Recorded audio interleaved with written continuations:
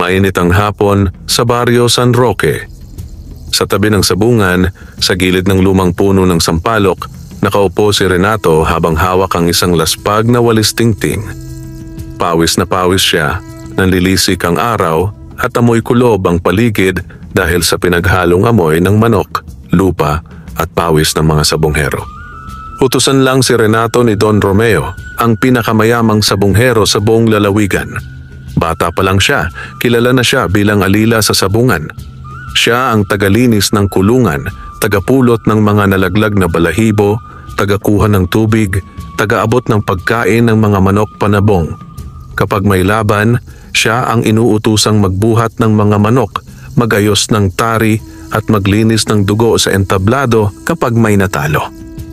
Mahina ang katawan ni Renato, hindi siya malaki o matipuno. Ngunit masipag siya at tahimik. Hindi siya mareklamo kahit pa madalas siyang sigawan ng ibang tauhan ni Don Romeo. Kapag mali ang galaw, sermon ang aabutin niya. Kapag natapon ang patuka, mura ang kasunod. Ngunit tinitiis niya ang lahat para sa kaunting perang ibinibigay sa kanya tuwing katapusan. Sa bawat hiyawan ng mga tao sa sabungan, tumitigil sandali ang pagwawalis ni Renato upang sumilip. Nakikita niya kung paano ipusta ng mga mayayaman ang salapi nila na parang wala lang. 10,000, 20,000, minsan umaabot pa sa halos isang kaban ng bigas ang katumbas ng taya ng ilan. Habang siya, nag-iipon ng kaunting barya para may maipadalang pera sa matanda at sakitin niyang ina sa kabilang baryo. Lumaki si Renato sa hirap. Namatay ang kanyang ama sa sakit nang siya ay 12 taong gulang pa lamang. Manggagawa sa bukid ang ama niya at isang araw, nalagnat ito ng malubha. Walang pambili ng gamot at malayo ang bayan. Ilang araw lang, tuluyan na itong namaalam. Mula noon, si Renato na ang naging sandigan ng kanyang ina. Pumapasok siya sa kung ano-anong trabaho hanggang sa makilala siya ni Mang Cardo, ang matagal ng tauhan ni Don Romeo, at dinala siya sa sabungan. Sa una, namangha si Renato sa mundo ng sabong, makukulay na mga manok, maingay na mga tao, at pera na tila lumilipad sa ere. Ngunit habang tumatagal, napagtanto niyang hindi lahat ng kumikinang ay ginto. May daya, may sabwatan, may maruming laro sa likod ng bawat laban. May mga sabongero na nagkakandabaon sa utang. May mga pamilyang nasisira dahil sa pagsusugal. Isang hapon, matapos ang mahabang araw ng mga laban, iniutos ni Don Romeo kay Renato na linisin ang lahat ng kulungan sa likod ng farm. Doon nakalagay ang mga espesyal na manok panabong na pangmalakasan, mga manok na galing pa sa ibang lalawigan, pati sa ibang bansa. Renato, bitbit ang tabo at timba, ay tahimik na naglinis. Sa dulo ng hanay ng mga kulungan, napansin niya ang isang maliit na bakanting lote sa gilid na halos natatakpan ng mga puno ng saging at ilang punong sili. Madalas niya na iyong makita, ngunit ngayon lang siya naengganyong lumapit. Marahil dahil sa pagod at paghahanap ng kahit kaunting lilim. Lumapit siya sa lilim ng isang matandang punong sili. Ang puno ay halos kasing tanda na ng sabungan. Mababa ang mga sanga nito ngunit hitik sa matatalas at maliliit na pulang bunga. Habang nakaupo siya sa lupa at umiinom ng tubig, napansin niya ang kakaibang kinang sa paanan ng puno. May maliit na bagay na tila kumikislap sa pagitan ng damo at tuyong lupa. Inabot ni Renato ang kamay at hinukay ng daliri ang bahaging iyon. May nakapa siyang parang maliit na bato, makinis at mainit-init. Pag-angat niya, nakita niya ang isang mutya na kulay pula na parang pinagsama ang sinag ng araw at kulay ng hinog na sili. Maliit lamang ito, kasing laki ng butil ng mais, ngunit maliwanag ang kintab na para bang may apoy sa loob. Napayuko si Renato at tinitigan iyon. Nakakapanindig balahibo ang pakiramdam niya, parang may kakaibang presensya sa paligid. Tahimik ang araw na iyon sa likod ng sabungan, tanging huni ng mga ibon at mahihinang tilaok ang maririnig. Subalit sa loob ni Renato, may kumikislap na kakaibang pag-asa. Hinawakan niya ng mahigpit ang mutya. May dumaloy na init mula sa palad niya, parang ginhawa sa napagod na katawan. Naramdaman din niyang parang gumaan ang dibdib niya na ilang araw nang mabigat dahil sa problema. Anong klasing bato ka? Bulong ni Renato sa sarili, halos hindi umaalis ang tingin sa mutya. Marahang humangin at umalog ang mga dahon ng sili sa ibabaw niya. Bumaba ang ilang pulang bunga na laglag sa tabi niya, tila sumasabay sa kakaibang pangyayari. Ikumislap ulit sa mutya at sa isang iglap, parang may bumulong sa isip ni Renato. Hindi malinaw, hindi mawari, ngunit nagiiwan ng pakiramdam na may darating na malaking pagbabago sa kanyang buhay. Mabilis niyang isinilid ang mutya sa bulsa. Tumingin siya sa paligid, baka may nakakita. Wala. Tahimik pa rin ang likod ng sabungan. Bumalik siya sa pag-aayos ng kulungan, ngunit mula noon, hindi na nawala sa isip niya ang mutyang iyon.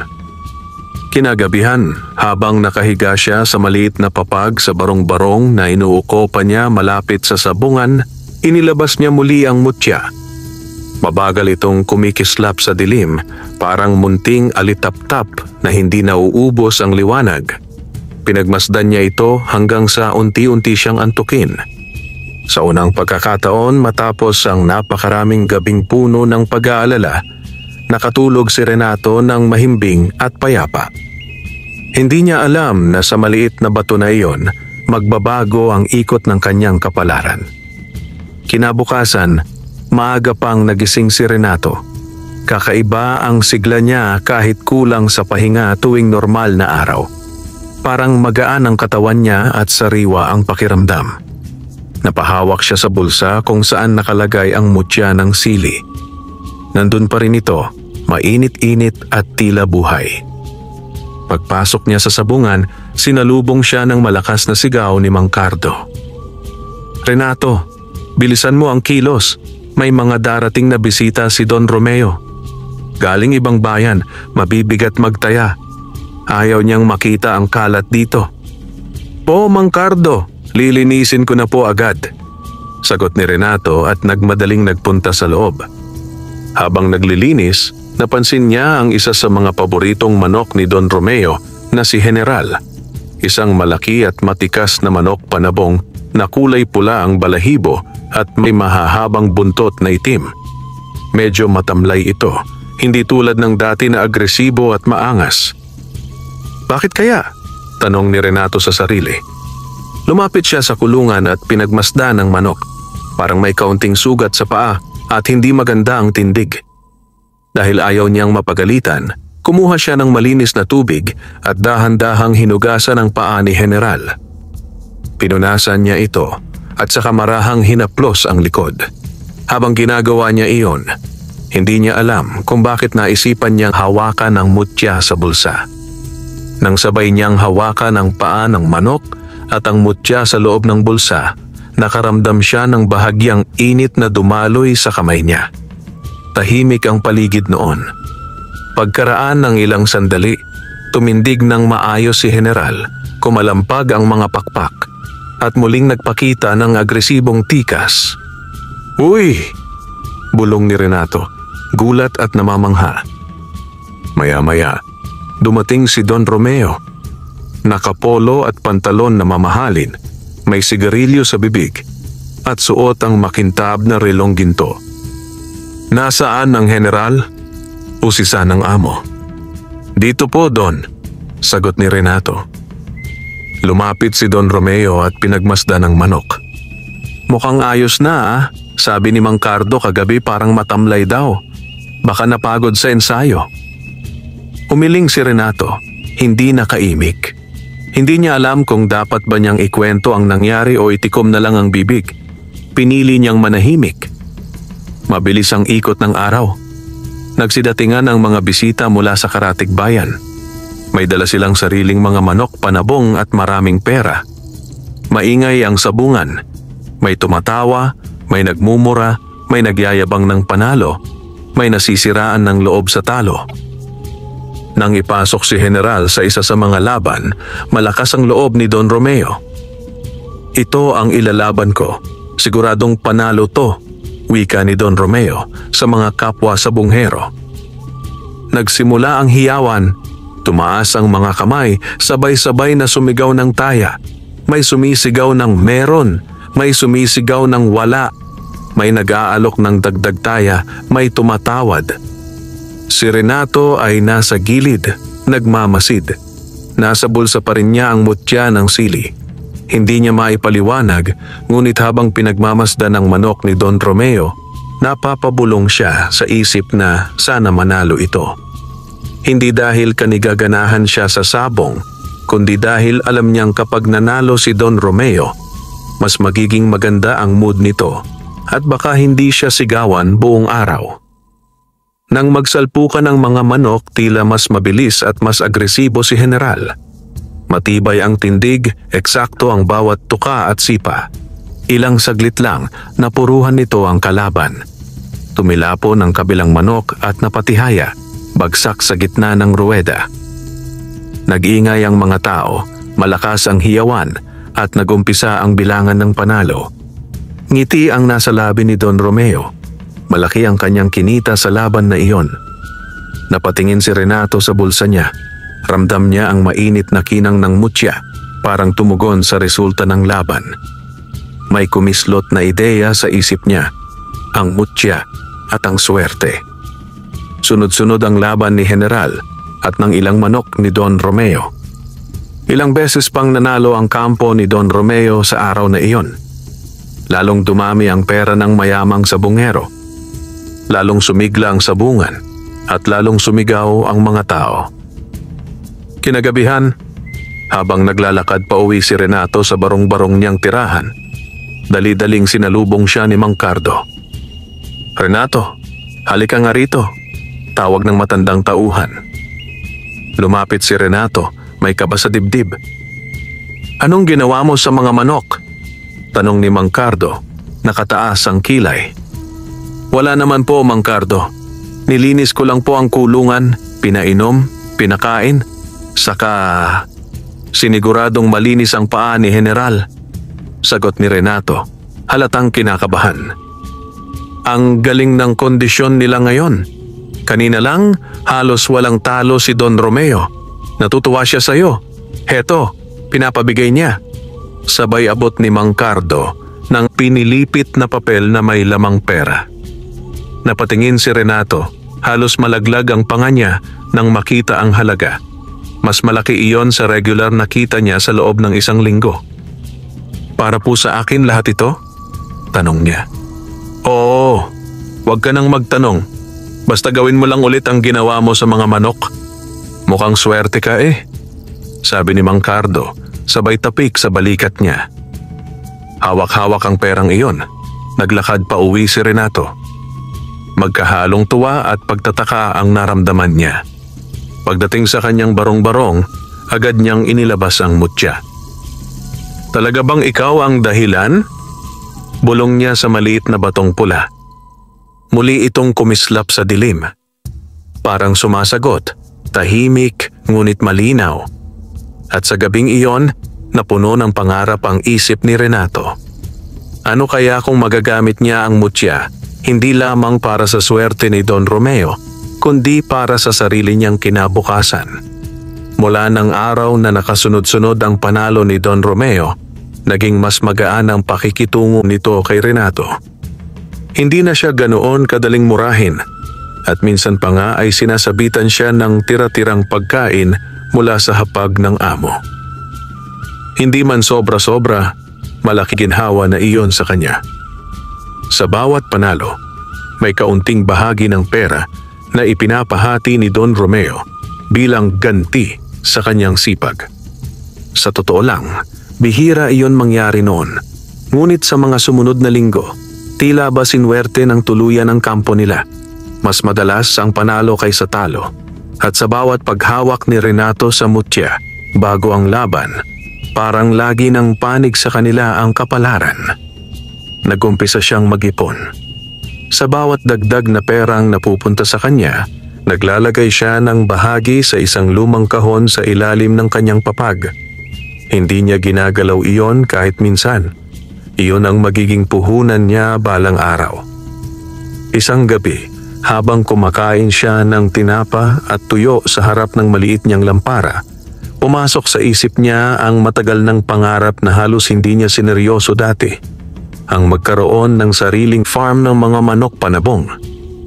Napangiti siya sa sarili. Isipin man niyang parang imposible noon, ngayon ay ibang-iba na. Kung magpapatuloy ang swerteng dala ng mutya, baka hindi na lang ito panaginip. Kinabukasan, pagkatapos ng gawain sa sabungan, dumalaw siya sa nanay niya sa kabilang baryo. Bitbit niya ang kaunting bigas, delata at gamot para sa hika nito. Maluhaluhang tinanggap ng kanyang ina ang mga bitbit niya. "Aba anak, ang dami nito. Saan ka kumukuha ng pera?" Tanong ng ina. Nakaupo sa lumang bangko sa harap ng bahay nilang halos guguho na sa tagal. May dagdag lang pong ibinibigay si Don Romeo. Medyo sinuswerte po ang mga manok niya sa sabungan nitong mga nakaraang araw. Tugon ni Renato. "Tiyagain mo lang ang trabaho mo anak. Balang araw, gaganda rin ang buhay mo," sabi ng ina, sabay hawak sa kamay niya. Napayuk si Renato. Sa loob-loob niya, may tinatago siyang sikreto.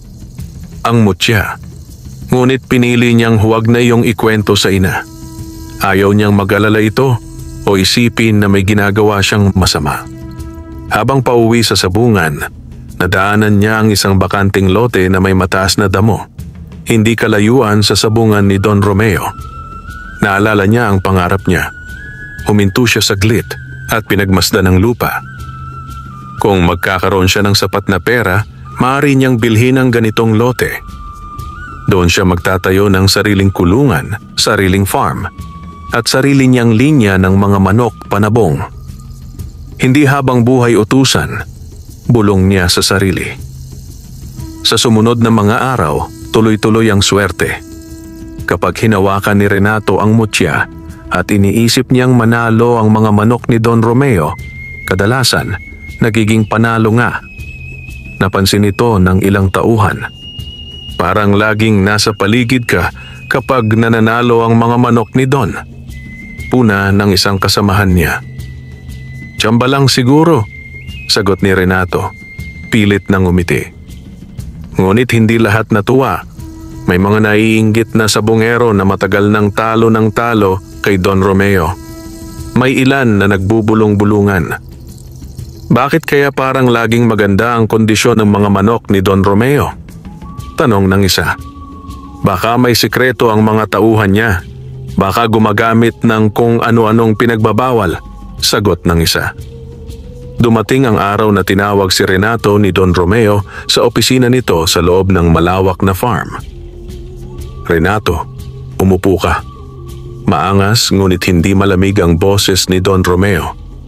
Umupo si Renato, kabado, hawak ng mahigpit ang tuhod niya. Nasa bulsa niya ang mutya, mainit at parang buhay na naman. "Napapansin ko, mula nang ikaw ang madalas na nag-aalaga at nag-aasikaso sa mga paborito kong manok, naging maganda ang mga laban natin," sabi ni Don Romeo. "Masuwerte lang po siguro kayo, Don," sagot ni Renato, pilit na nakangiti. "Hindi ako naniniwalang swerte lang ito.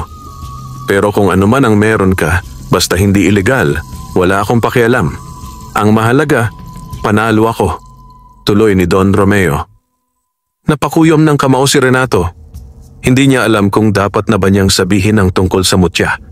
Ngunit bago pa siya makaisip ng sagot, kinuha ni Don Romeo ang isang sobre sa drawer at inabot sa kanya. "Heto, dagdag pasasalamat ko.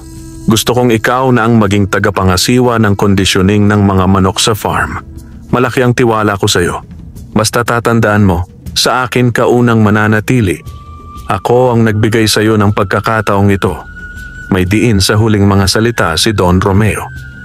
Napaluha ng kaunti si Renato nang makita ang lamang pera sa sobre. Mas malaki pa iyon sa inaasahan niya. Hindi na niya napigilang ngumiti. "Maraming salamat po, Don. Pangako ko po, pagbubutihan ko," sagot niya. Sa paglabas niya sa opisina, napahawak siya sa mutya. Sa isip niya, may unti-unting nabubuong plano. Gagamitin niya ang swerteng dala nito hindi lang para sa amo, kundi para sa sarili niyang pangarap. Isang gabi, nang matapos ang lahat ng gawain, tinungo ni Renato ang bakanting lote na nadaanan niya noon. Tumayo siya sa gitna ng mataas na damo, hawak ang mutya sa kamao. Balang araw, magkakaroon ako ng sariling farm ng mga manok panabong. Hindi ako habang buhay magiging utusan. Bulong niya, tila nakikipag-usap sa hangin at sa bituin. Kumislap ang mutya sa gitna ng dilim, parang sumasang-ayon sa pangarap niya. Lumipas pa ang ilang buwan. Mas lalong naging kilala si Don Romeo sa lalawigan bilang isa sa pinakamalakas na sabungero. Maraming panalo, maraming pera, at maraming taong takot makipagharap sa kanya sa ruweda. Sa likod ng tagumpay na iyon, tahimik na nag-iipon si Renato.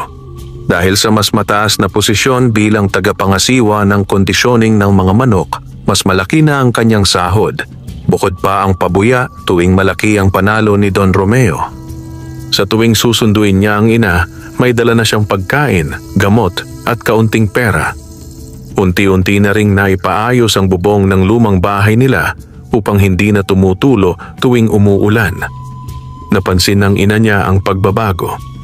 "Renato, anak, parang gumaganda na ang takbo ng buhay mo," sabi nito isang hapon habang sabay silang kumakain. "Medyo po, nanay, nagtitiyaga lang po," sagot niya.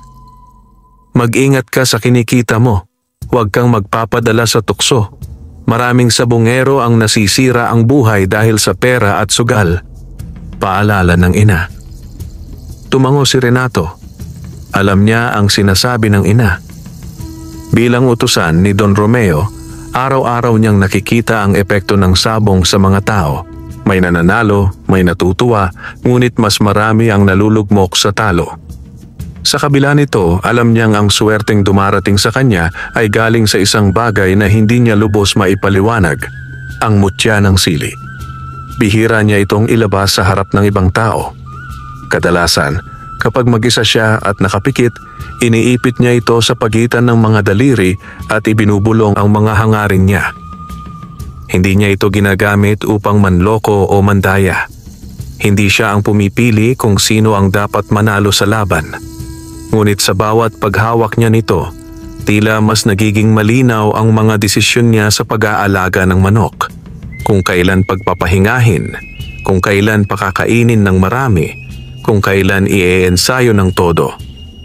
Dahil sa husay at suwerteng ito, may mga nagsimulang magalok kay Renato ng maliit na porsyento ng taya kapalit ng payo kung alin sa mga laban ang mas may tsansang manalo. Hindi niya iyon sineryoso sa una. Ngunit dahil sa pangangailangan at pangarap, unti-unti niyang tinanggap ang ilang alok, lalo na mula sa mga kilala niya at alam niyang hindi magpapakalunod sa sugal. Isang araw, lumapit sa kanya si Mang Lito, isang dating magsasaka na naging sabungero. "Renato, alam kong magaling ka sa conditioning. Nakikita ko kung paano mo inaalagaan ang mga manok ni Don. May laban ako bukas. Pwede mo bang tingnan itong manok ko at sabihan kung may pag-asa?" tanong ni Mang Lito. Tiningnan ni Renato ang manok ni Mang Lito. Hindi ito sobrang ganda, ngunit hindi rin mahina. Nilapitan niya, hinawakan ang pakpak, tiningnan ang mata at pinakinggan ang tibok ng dibdib. Ramdam niya ang kakaibang init sa palad ng sandaling iyon, lalo na nang mahawakan niya ang mutya sa bulsa. "May ibubuga po ito, Mang Lito, pero huwag kayong magtataya. Nang higit sa kaya ninyong mawala. Maingat na," sabi ni Renato. Ngumiti si Mang Lito. "Salamat, Renato. Kahit paano, may kumpiyansa ako." Kinabukasan, nanalo ang manok ni Mang Lito. Hindi man sobrang laki ang premyo, sapat na itong magbayad ng utang niya sa tindahan. Lumapit ulit siya kay Renato at binigyan ito ng bahagi ng napanalunan niya. "Maraming salamat. Itong maliit na pasasalamat ko. Kung hindi dahil sa iyo, baka hindi ko nalaman ang tamang paghahanda sa manok ko," sabi ni Mang Lito.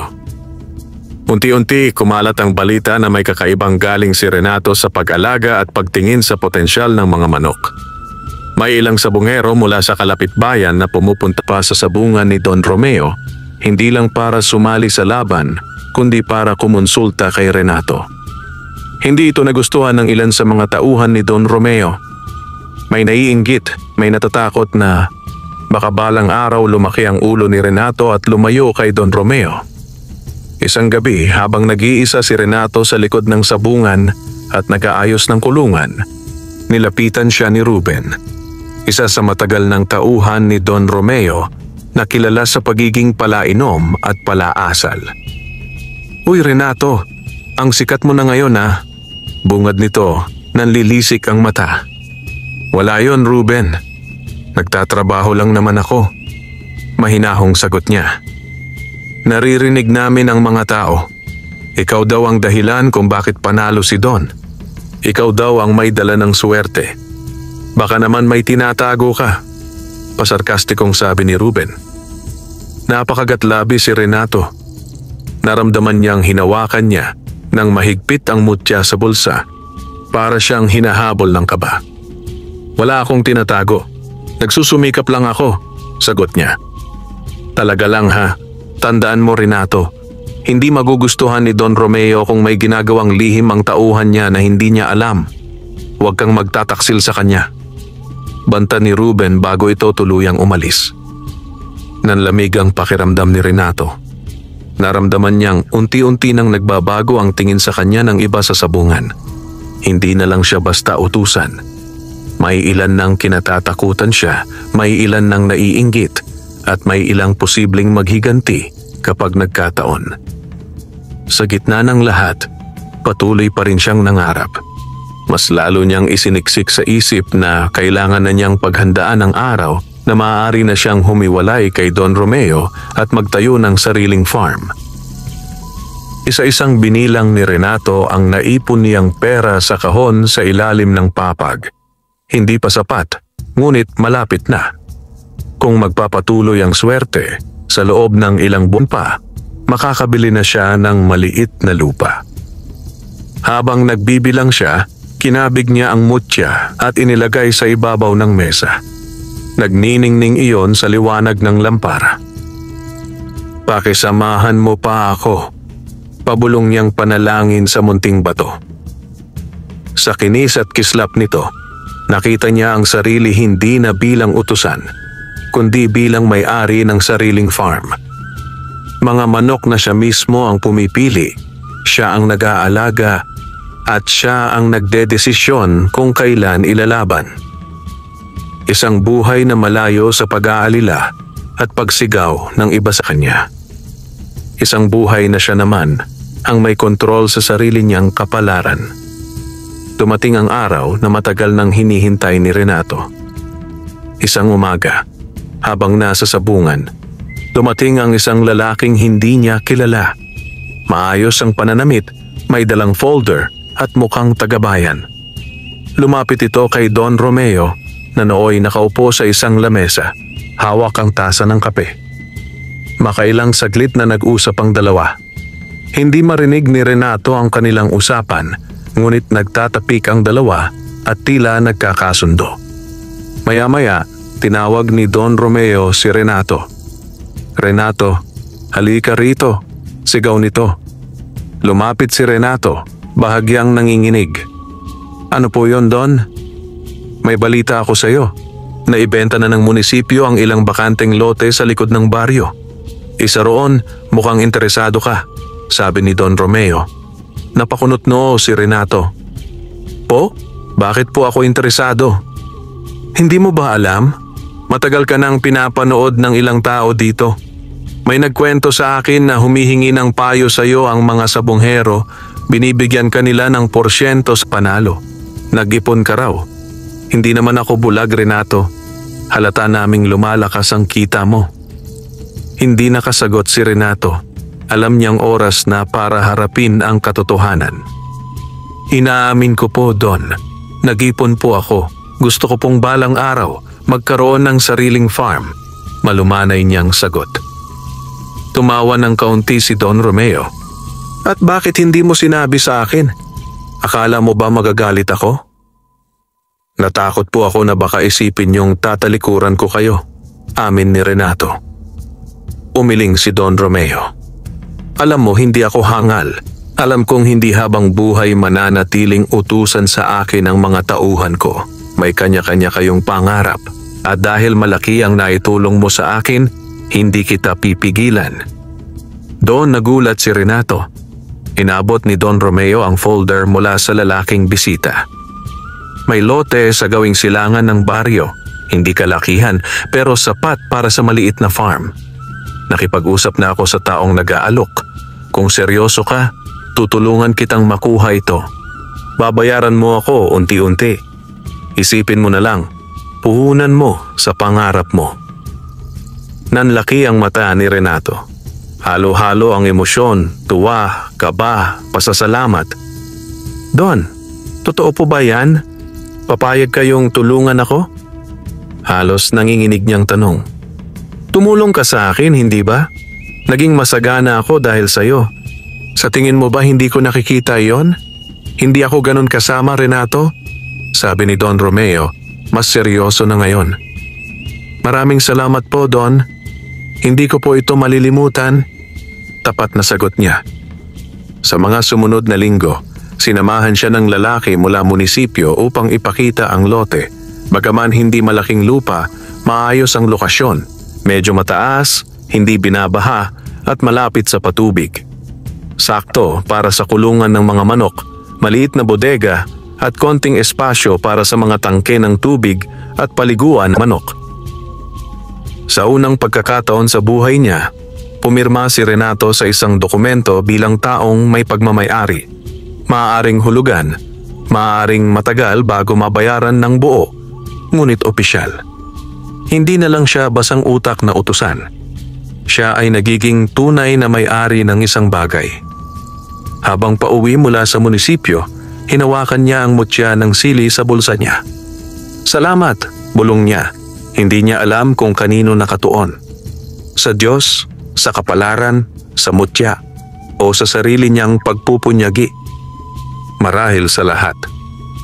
Nang itanim na sa isip niya na magsisimula na siyang magtayo ng sariling farm, nagsimula rin siyang mag-ipon ng mga sisiw at murang manok panabong. Hindi niya ito itinago kay Don Romeo. Sa halip, isang beses ay kinausap niya ang amo. Don, kung maaari po, baka po pwedeng bumili ako ng ilan sa mga hindi ninyo napipiling manok. Iyong mga hindi po ginagamit sa malalaking laban. Maingat na pakiusap niya. Tama yan. Mas gusto ko pang sayo mapunta ang mga iyon kaysa sa iba. Sabihin mo lang kay Mang Cardo kung alin ang kukunin mo. Ibibigay ko sayo sa mas mababang halaga. Tugon ni Don Romeo. Doon nagsimula ang malaking pagbabago sa buhay ni Renato. Tuwing hapon pagkatapos ng trabaho sa sabungan, dumaraan siya sa bagong biling lote. Dito niya dahan-dahang binuo ang maliit na kulungan. Gumamit siya ng kahoy na pinaglumaan sa sabungan, hiningi ang ilang lumang yero, at nangolekta ng pako mula sa mga sirang alaala ng iba't ibang istrukturang itinapon na. Minsan, tinutulungan siya ng ilang bata sa baryo sa pag-aabot ng gamit. Kapalit nito, binibigyan niya sila ng kaunting pagkain at kwento tungkol sa mga panalo ng manok sa sabungan. Unti-unti, nabuo ang unang hanay ng kulungan para sa mga sisiw at manok na inaalagaan niya. Sa gitna ng maliit na farm, nagtanim siya ng ilang puno ng sili. Naalala niya ang unang mutya na nakuha niya sa paanan ng lumang puno ng sili sa sabungan ni Don Romeo. Pakiramdam niya, dapat may puno rin ng sili sa lupang pagmamay-ari niya. Baka sakaling maging mabunga ang swerte. Kapag gabi, pagod siyang uuwi sa barong-barong, ngunit may ngiti sa labi. Naipon niya sa puso niya ang pag-asa. Hindi na lamang siya kumakapit sa mutya, kumakapit na rin siya sa sariling pagsisikap. Hindi niya alam na habang tumataas ang pangarap niya, may mga matang nanonood sa kanya na hindi masaya. May mga taong hindi matanggap na ang dating utusan ay unti-unti nang nagtataglay ng kayang kayamanan nilalang dapat natitikman. Isang gabi, malakas ang ulan. Kumukulog, kumikidlat, at ang hangin ay tila may dalang masamang balita. Nasa sabungan si Renato at nag-aayos ng mga gamit nang biglang lapitan siya ni Mang Cardo, basang-basa. "Renato, pupunta ka dapat agad sa farm mo!" Sigaw ni Mang Cardo, hingal at halatang kabado. "Bakit po, Mang Cardo? Ano pong nangyayari?" Tanong ni Renato, agad na balot ng kaba. "May nagsabi sa akin may mga aninong nakita sa lote mo. May mga taong naglalakad-lakad doon, may dalang sulo. Baka kung ano na ang ginagawa nila sa kulungan mo," sagot ni Mang Cardo.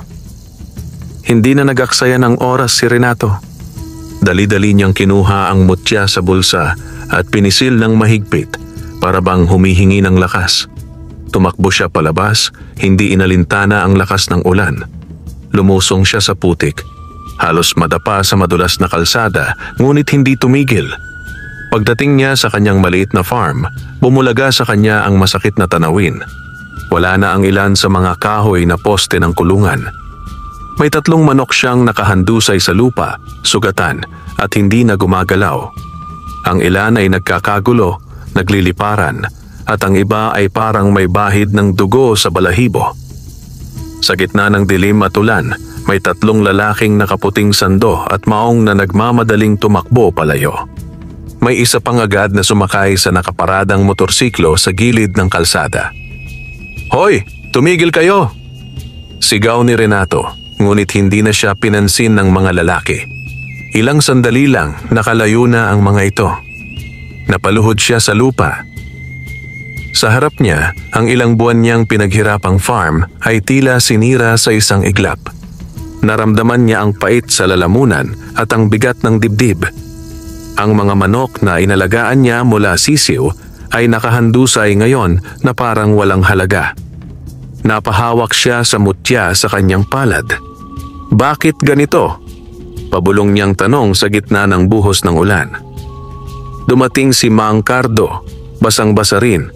Kasunod ang 2 batang taga-baryo na tumulong dali-daling mag-ipon ng mga natirang manok sa kulungan. "Hindi pwedeng ganito na lang, Renato. Kailangan mong ipaalam kay Don Romeo," sabi ni Mang Cardo. Kinabukasan, sa sabungan, galit ang mukha ni Don Romeo nang marinig ang nangyari. "Sino ang may lakas ng loob na sirain ang farm ng tauhan ko?" Sigaw nito. May mga bulong-bulungan. May nagtuturo kay Ruben at sa mga kasamahan nito na matagal nang naiinggit kay Renato. May iba namang nagsasabing baka iyon ay galit na sabungerong talunan na naniniwalang may agimat si Renato at gusto siyang wasakin. "Hindi ako titigil hanggat hindi ko nalalaman kung sino ang may kagagawan nito," sabi ni Don Romeo. Sa halip na tuluyang masira, mas lalong tumatag ang loob ni Renato. Sa mga sumunod na araw, hindi siya nagmukmok. Sa tulong ni Mang Cardo at ilang bata sa baryo, inayos niya ang kulungan, tinakpan ang mga butas at gumawa ng mas matibay na bakod. Mas pinangalagaan niya ang natitirang mga manok.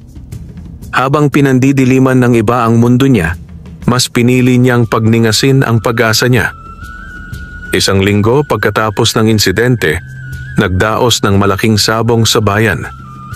Inanyayahan ang mga kilalang sabonghero sa paligid, kabilang si Don Romeo.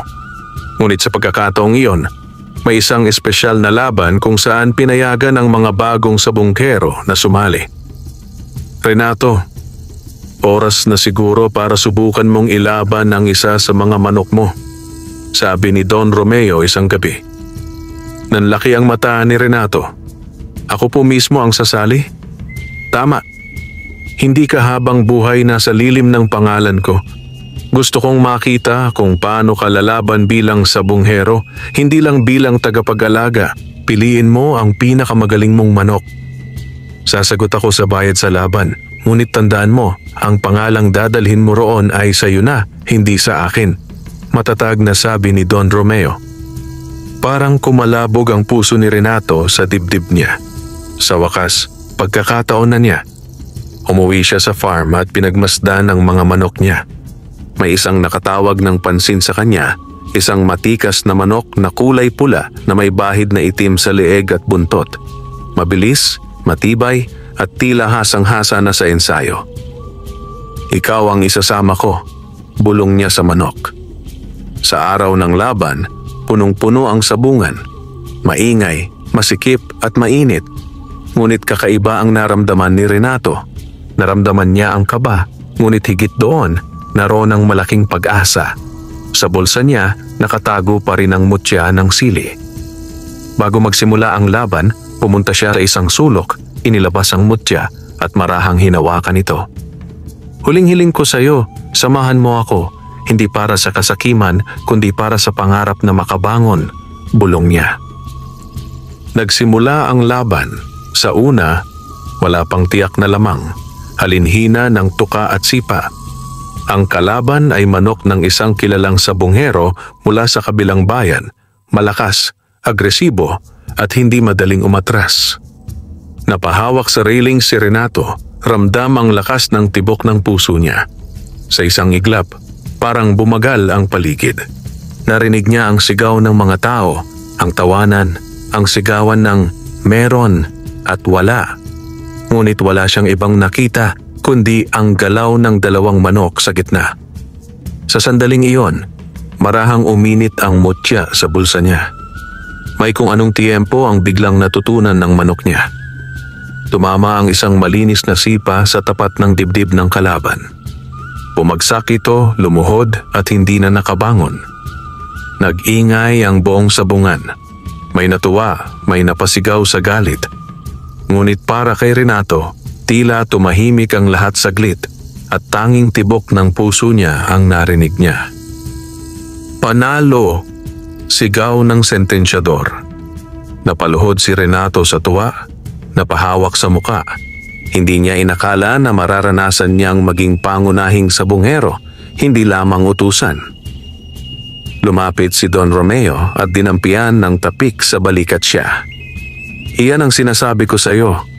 May kakayahan ka hindi lang sa likod, kundi sa harap mismo bilang sabungero. Tandaan mo kung paano ka nagsimula. Huwag mong kalilimutan ang pinanggalingan mo, sabi ni Don Romeo.